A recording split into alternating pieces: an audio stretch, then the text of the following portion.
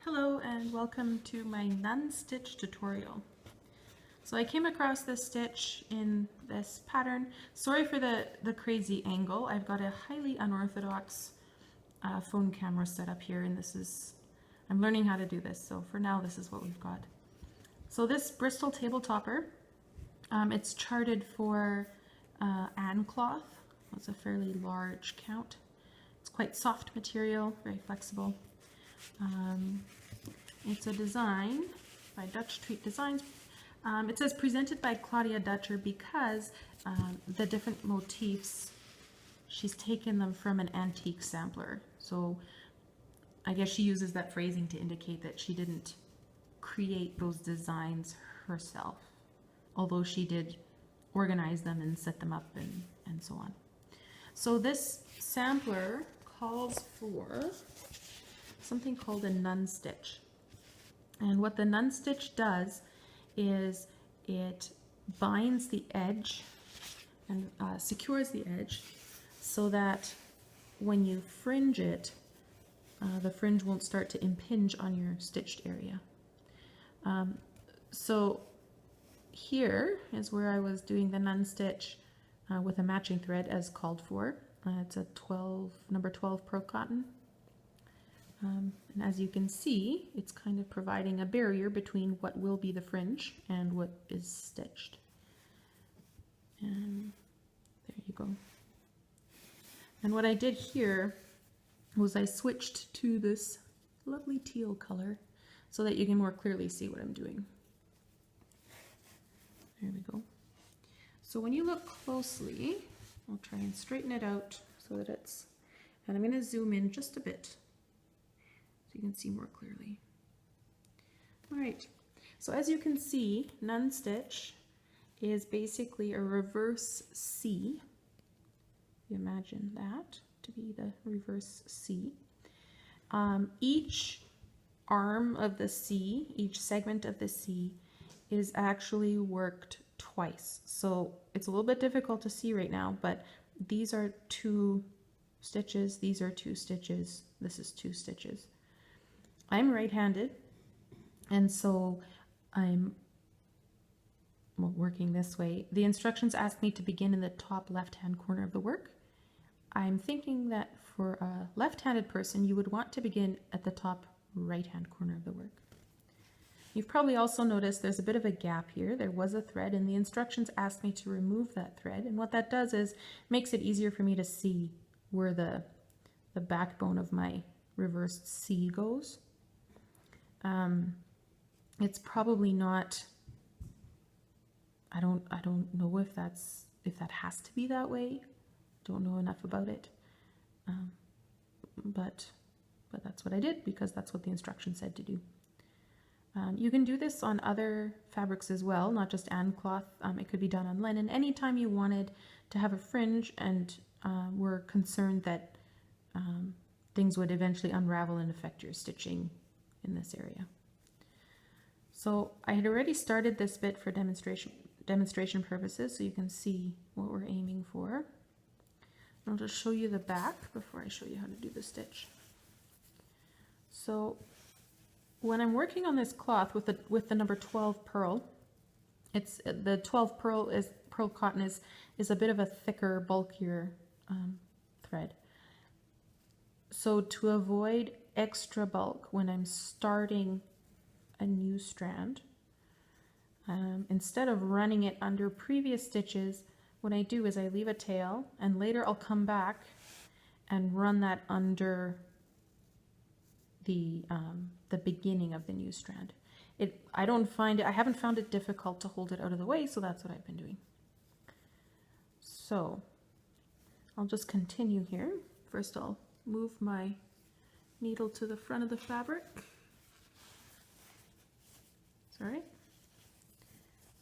It's a little bit, like I said, highly unorthodox camera setup. You get nice close-ups of my knuckles, I guess. All right. So with all the fiddling, trying to get this needle up from the bottom, you'll see why for this stitch I will not move my right hand behind the fabric anymore. What I'll do is I will insert and then pop up the needle with one motion so that I don't have to keep moving my hand, excuse me, from the top to the back of the fabric. So what I want to do here is I want to do the spine of the C, and I'm going to do 2 stitches like that. And you always want those stitches to go from south to north, I guess, from bottom to top.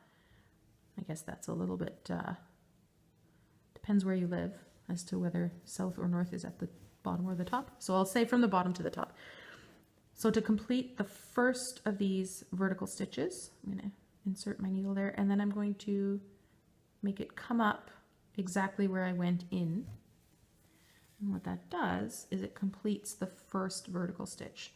And then I'll want another one, so I'll insert my needle at the top of the vertical stitch again. But after that, I want to do horizontal stitches. So my needle will travel diagonally across the back of the fabric and come out, well, where you can see it coming out. I'm stitching over 2. The direction said to stitch over 2, so there we go. Now I'm ready to stitch 2 horizontal stitches here. So in, there's the first horizontal stitch, there's another. The next thing I'll be doing is a vertical stitch, so I'm coming out below. I'll do 2 of those. There's 1. There's the second one, and again I'm traveling diagonally with the needle across the back of the fabric to prepare for horizontal stitches.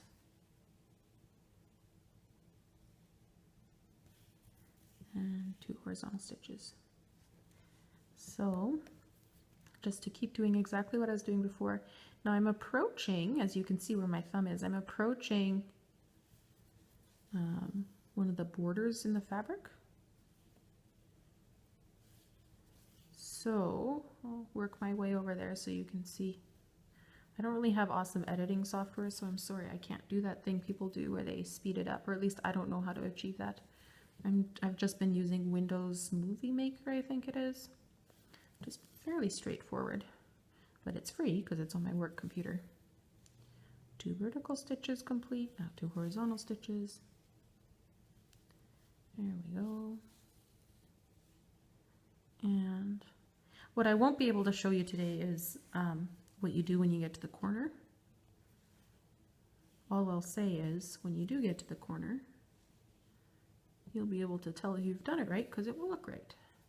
And if it doesn't look right, it's fairly straightforward. Once you've done a few, it doesn't take long to find a rhythm and get a good feel for what the stitch should look like. Okay, so we're approaching this band of, well, it's a band, where the fibers are different there. It took me a while to realize that, there we go, that's under 2. It took me a while to realize that I had to stitch right up to the edge there. At first I thought it would be here, that was kind of the boundary, but it's not. So 2 vertical stitches, there's the second one, and coming out diagonally for the horizontal stitches. All right, so the instructions said that I should treat this band as if it were 2 threads. So I'm going to do exactly here what I've done previously to create a reversed C. So I'm making my second horizontal stitch, and then I'm coming out there for the vertical stitches. So it's the exact same process. You can tug a little bit. This band really sort of suffers from having that long vertical thread in the fabric pulled out. And doing this nun stitch kind of re-secures it. go.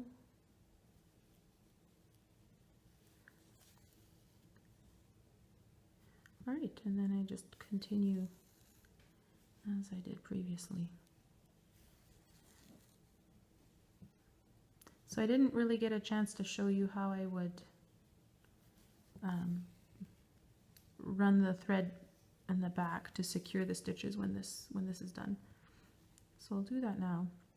So let's say that I come to the end of my thread. I would bring the needle through to the back. And then, here's another way to see that you've been doing things correctly. To secure the fibers and prevent them from fraying too much, you really do need to make sure that your vertical stitches all run from bottom to top and that your horizontal stitches all run from left to right. If you kind of change that back and forth, because obviously it's possible to go from right to left or top to bottom, it won't be secured as well as you would wish. So on the back now, what I do is run the needle behind the stitches there, pull that through, and then what I'm going to do is going to turn my fabric so that I have a good angle here. As you can see, I'm going to skip these couple stitches that my thread ran under, and then I'm going to reinsert it here. Now normally when I'm cross stitching, I don't go to that kind of a pain unless I'm working with metallics. But what that does is it gives it just a little bit of extra security, and because this is a table topper, and hopefully we'll get a bit of wear and tear, I think that's worth it. And then I would snip it off there and we're good to go. So as you can see, we've got this Nun Stitch securing the edge. So once this is all fringed, chop off the edging here, and then this is all fringed, I don't have to worry about these threads starting to unravel and affecting stitching that will eventually be in that area. You can see here where I've got the Nun Stitch in the matching thread. You really wouldn't want these parts of the fabric to start unraveling, because all your stitches would start to disappear. That would be horrendously sad. Thanks for watching. If you have any questions about Nun Stitch, I'd love to answer them. Just leave comments below. I do try to respond in a timely way, and in between catching up on my 500 watch list on FlossTube. Yeah, thank you for watching. I really appreciate it. If you have suggestions for improvement or other things you'd like to see, let me know and I'll see what I can do. Thanks for watching. Bye-bye for now.